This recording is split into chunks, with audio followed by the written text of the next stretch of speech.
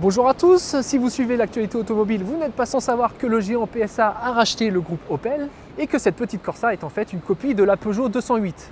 Alors tout comme la Peugeot, la Corsa inaugure une version 100% électrique et sans plus tarder, nous allons prendre son volant. Alors comme vous pouvez le constater sur les images, rien ne différencie la Corsa i d'une Corsa classique.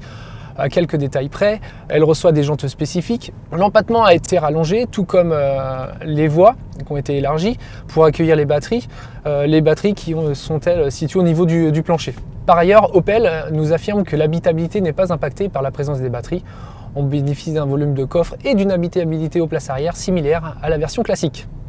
Sans surprise, la Corsa i bénéficie de la même technologie que la Peugeot i208, à savoir un moteur électrique de 136 chevaux, couplé à une batterie de 50 kWh, donc ce qui lui permet d'assurer une autonomie d'environ 340 km.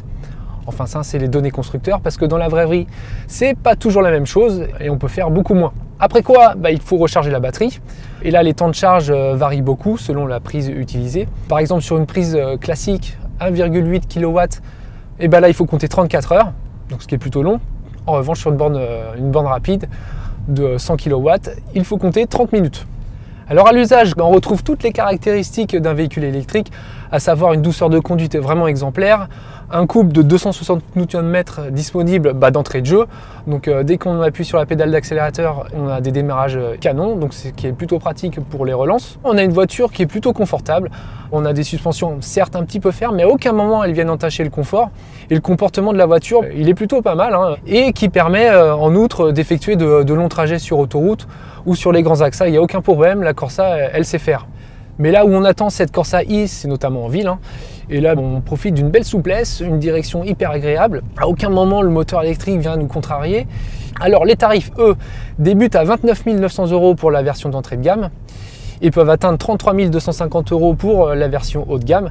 Une version haut de gamme qui se caractérise notamment par une instrumentation 100% numérique, donc ce qui est plutôt valorisant.